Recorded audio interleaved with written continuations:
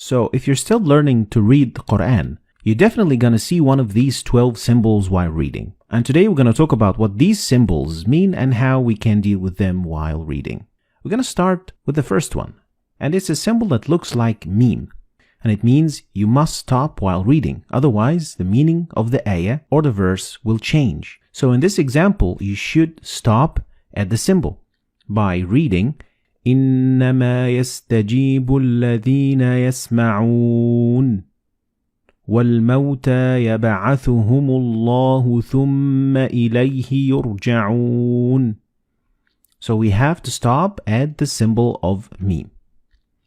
Next is the symbol of la, and it is the exact opposite, which means you can't stop. Like in this example.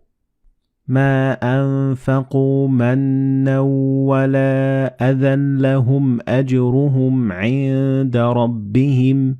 So you can't stop here, and especially you can't start reading from after the sign.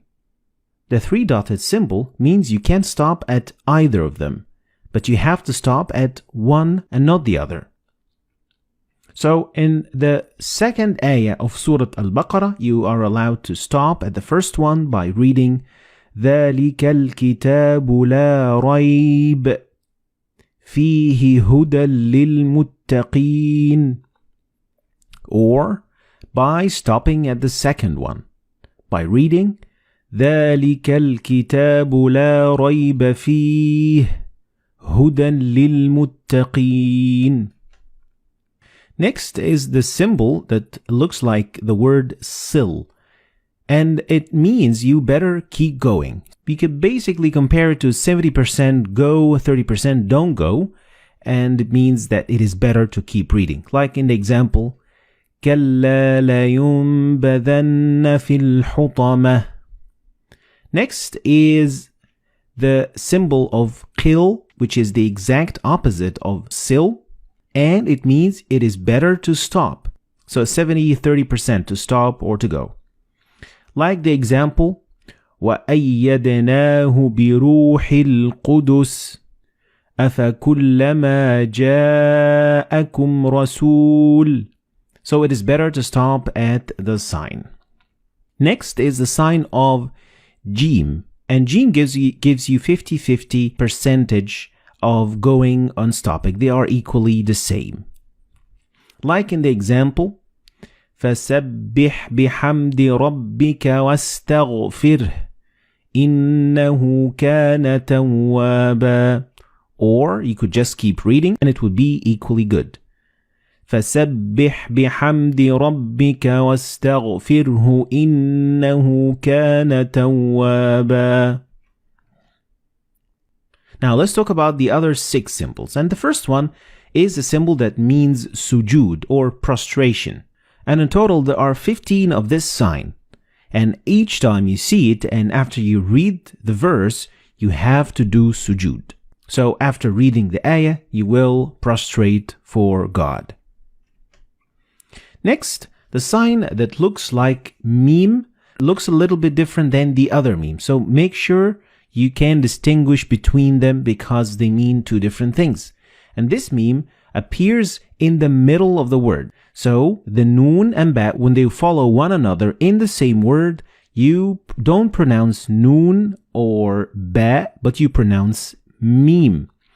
Like in this example, you read كَلَّا لَيُنبَذَنَّ فِي الْحُطَمَةِ. So the noon and ba, they will be assimilated together and you will pronounce them as meme. Next, this small sign that looks like alif, it is actually an alif and it is found so many times and it's used so many times in the Quran, and it means that this letter contains an alif of the long vowel. So you would read ثم استوى إلى السماء فسواهن سبع سماوات. So these symbols all mean that there is an alif right there. Next, the small sin means a small or a very little pause. doesn't mean that you're going to have to stop and take a breath. No, it means that you're going to stop very momentarily for like half a second and then continue reading. And this example shows what I'm talking about. And you should read it like that. كَلَّا بَلْ رَانَ عَلَى قُلُوبِهِمْ مَا كَانُوا يَكْسِبُونَ. So it is a very short pause. Next is the sign of mad. And it is a very common sign in the Quran. And it means that you need to extend the pronunciation of alif to a little bit longer than usual. The last sign that we're going to talk about today is the sign of the end of the quarter of the chapter, or juz. The juz is divided into 8 quarters, and at the end of each quarter, you are going to see this sign. It doesn't involve any change in pronunciation, and it doesn't affect anything of what you say whatsoever.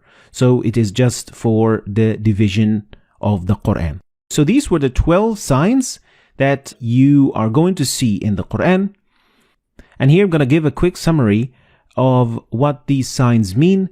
Try to remember them. And of course, the best way to learn them is by reading a lot of Quran, because practice makes perfect. So this, ladies and gentlemen, is going to be the end of today's lesson. I hope you've learned anything new today. If you did, like and share the video for other people to learn from it. And I'll see you next lesson.